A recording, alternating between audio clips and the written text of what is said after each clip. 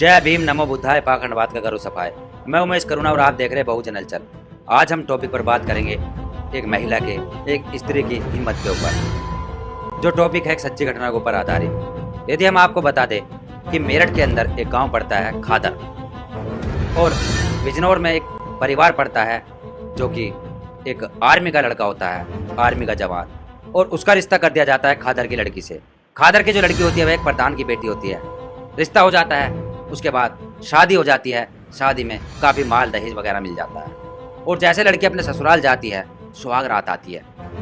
पहली रात, सुहाग रात की रात को कमरे के अंदर लड़की होती है दुल्हन बनी हुई, और वह जो दूल्हा होता है आर्मी का जवान, वह नहीं जाता अंदर सुहाग रात मनाने। वहाँ पर उसका छोटा भाई चला जाता है, विकलांग, जो एक लंगड़ा होता है। वह अंदर एंट्री करता है, अपाहिज होता है, एक पैर से लड़खड़ा कर चलता है। और वह जो दुल्हन होती है नई नवेली, वह देखकर उसे चकित हो जाती है, हैरान हो जाती है। वह चंबे में पड़ जाती है कि ये तो मेरा पति नहीं है, ये तो शायद कोई और है।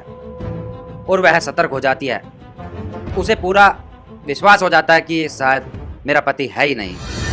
उसके बाद जैसे वह आगे बढ़ता है और गेट लगा लेता है, अंदर की कुंडी लगा लेता है, और वह नई नवेली दुल्हन चारों तरफ देखती है, अपना बचाव करने के लिए सोचती है कि क्या करा जाए। उसके हाथों में एक दराती मिल जाती है जो कि फसल काटने वाली दराती होती है, और वह उस दराती को लेकर खड़ी हो जाती है। कहती है कि जहां वो वहीं खड़े रहना, यदि आप आगे बढ़ोगे तो या तो खुद कत्ल हो जाऊंगी या तुम्हारा कत्ल कर दूंगी, मुझे ऐसा मजाक पसंद नहीं है। और वह लंगड़ा अपाहिज वहीं खड़ा हो जाता है एक पैर पर, और वह लड़की नई नवेली दुल्हन पूरी रात ऐसे ही काट देती है, सोती नहीं है, रखवाली करती है अपनी इज्जत की। और वह लंगड़ा पैर से अपाहिज व्यक्ति वहीं खड़ा रहता है। पूरी रात कट जाती है। जैसे ही सुबह निकलती है, सुबह होते ही वह लड़की कुंडी खोलती है, और कुंडी खोलने के बाद बाहर पहुंच जाती है। उस समय मोबाइल फोन नहीं चलते थे, एसटीडी से कॉल करती है, बाहर बराबर में एसटीडी से अपने पिताजी के पास, कि पिताजी बहुत गलत हो गया। कि क्या हुआ बेटी? कि मेरे साथ बहुत बड़ा एक मजाक किया जा रहा था, कि एक गैर मर्द मेरे कमरे में भेज दिया गया था। कि बेटी कोई इज्जत को दाग तो नहीं लगने दिया? कि नहीं पिताजी, मैंने अपनी रखवाल की, अपनी जान हथेली पर रखकर उसको अपने सामने नहीं आने देने गया। तो पिताजी कहते कि बेटी तुझ पर हमें गर्व है, और चिंता मत कर, घर पहुंच जा जैसे थी ऐसे ही, और किसी को पता न चलने पाए कि तू कहाँ गई थी और क्या हुआ। शांत रह बिल्कुल, और मैं आ रहा हूँ 2-4 घंटे में। कि ठीक है पिताजी। वह बेटी अपने घर चली जाती है ससुराल में, और वहाँ जाकर कमरे में बैठ जाती है। और जो औरतें होती है उस परिवार की, वह पूछती है कि कहाँ गई थी, क्या बात थी? तो वह कहती है कि दुकान तक गई थी, पेट में दर्द हो गया था, दवाई लेने गई थी, सतमोला लेने गई थी। इस तरीके से क्या के बहाना बनाकर वह बैठ जाती है। 2-4 घंटे के बाद वह जो खादर से मेरठ से जाते हैं उसके पिता, और वहाँ जाकर अचानक पहुँच जाते हैं। और वहाँ जो परिवार के सदस्य होते हैं, महिलाएं होती है, पुरुष होते हैं, वह देखकर अचंभे में पड़ जाते हैं कि प्रधान जी कैसे आ गए अचानक। प्रधान जी करते हैं कि राम राम जी, दुआ सलाम करते हैं। और वहाँ लड़की के ससुराल वाले अचंभे में पड़ जाते हैं, पूछते हैं कि प्रधान जी कैसे अचानक आना हुआ? प्रधान जी कहते हैं कि किसी काम से आया था फला फला गाँव में, और सोचा कि बेटी से मिलता चलो। कि ठीक है प्रधान जी, तो कोई दिक्कत नहीं, आप बैठिए, चाय पानी पीजिए। कि चाय पानी नहीं पीनी, बस लड़की को लेकर ही जाऊँगा। क्यों प्रधान जी? किसकी माँ की अचानक तबीयत भी खराब हो गई, और मैं इसे लेकर चला जाऊँगा, 2-4 दिन रह लेगी घर पर, और उसके बाद आकर ये तो आपकी ही है, आपकी अमानत है, यहीं रहेगी। और वह जो परिवार होता है वह मान जाते हैं कि ठीक है जी प्रधान जी, ले जाइए आप बेटी को, 2-4 दिन बाद हमारा बेटा इसको लेकर आ जाएगा। प्रधान जी बेटी को लेकर रवाना हो जाते, चल देते हैं, बेटी को लेकर घर पहुंचते हैं। प्रधान जी व बेटी बहुत रोते हैं, एक दूसरे के कंधे से कंधा लगाकर रोते हैं, गले लगकर रोते हैं। और प्रधान जी कहते हैं कि बेटी चिंता मत कर, बहुत अच्छा होगा, कोई गलत नहीं होगा। और वहाँ जो ससुराल वाले होते हैं बेटी के, बिजनौर वाले, वह कहते हैं कि बात बन गई, शायद किस बात बन गई, काम हमारा हो गया। हम आपको बताते हैं कि साजिश क्या थी, क्या प्लानिंग थी, कि उस बेटी के पास, उस नई नवेली दुल्हन के पास गैर मर्द भेजा गया, उसके पास जो उसका पति था वह नहीं भेजा गया।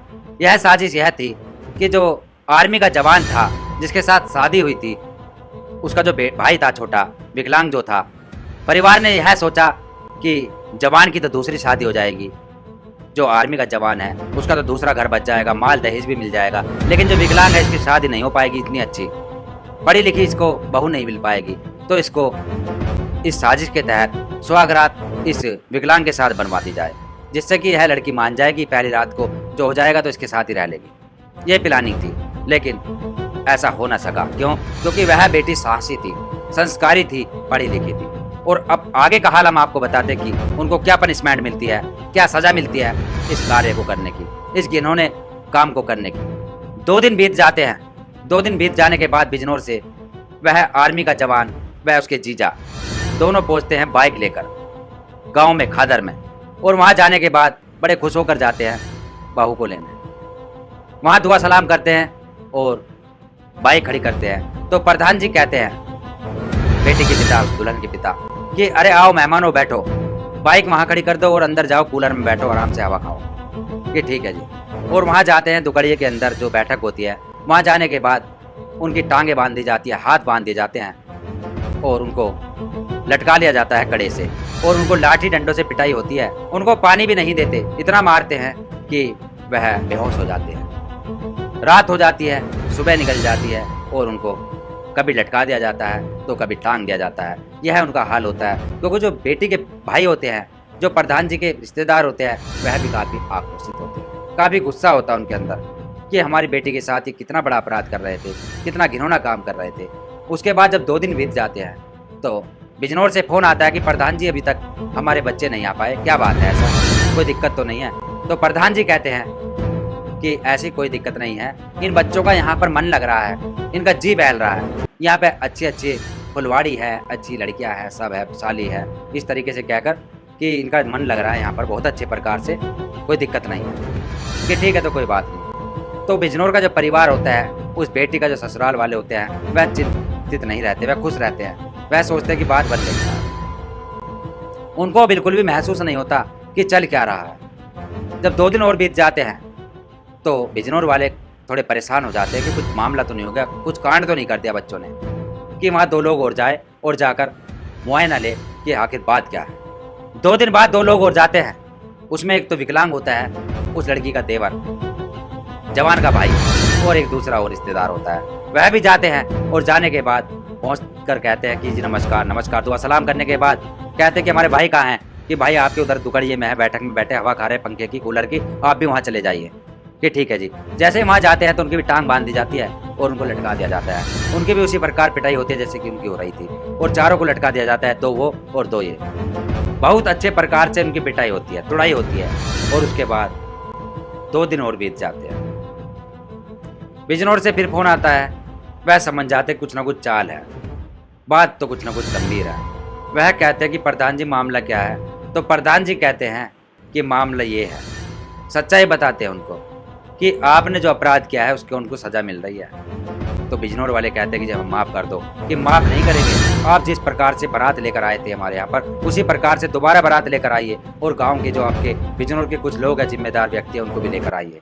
और जो सामान दिया था हमने दहेज का, वह एक चम्मच से लेकर बर्तन सभी लेकर आइए। कि ठीक है। तो बिजनौर से जाते हैं ट्रोली ट्रैक्टर भरकर और चले जाते हैं खादर में प्रधान जी के पास। और वहाँ जाकर जैसे ही बैठते हैं और वह देखते हैं कि हाल कितना बुरा है, तो गांव वाले लोग जो होते हैं, खादर वाले, उनकी भी तुड़ाई करना चाहते हैं। लेकिन प्रधान जी बहुत समझदार होते हैं। वह कहते हैं कि इनको हाथ मत लगाना, इनकी कोई गलती नहीं है, दोषी जो थे उनको सजा मिल गई, इनका कोई दोष नहीं है। जो लोग आए हैं इनको अच्छे प्रकार से इनको वेलकम कीजिए, इनका स्वागत कीजिए। कि ठीक है। उसके बाद जो गांव के मुखिया लोग होते हैं और जो बिजनौर के मुखिया लोग आते हैं, जो जिम्मेदार होते हैं, वह कहते हैं कि मामला क्या है।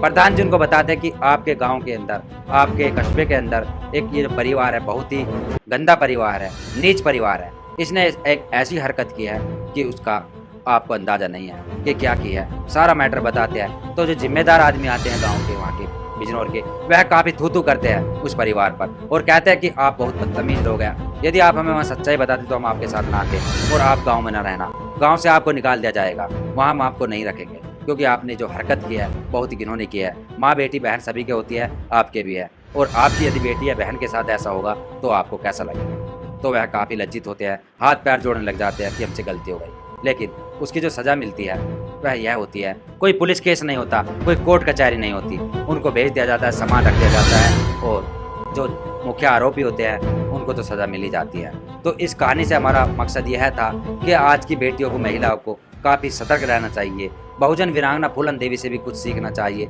कि अपनी आत्मरक्षा करने की हिम्मत रखनी चाहिए।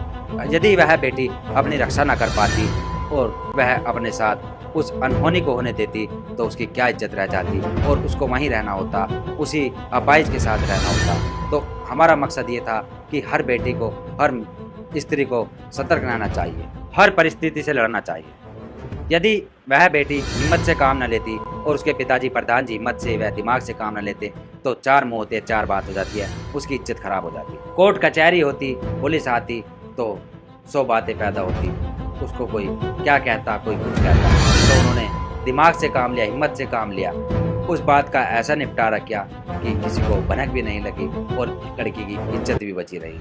तो आज के लिए हमारा मकसद यही था, आज की बेटियों को, आज की महिलाओं को बहुत ही सतर्क रहना चाहिए, हिम्मत रखनी चाहिए। तो आज के लिए इतने काफी। मैं उम्मीद करूँ आपसे इजाजत लेता हूँ। जय भीम, जय भारत, धन्यवाद।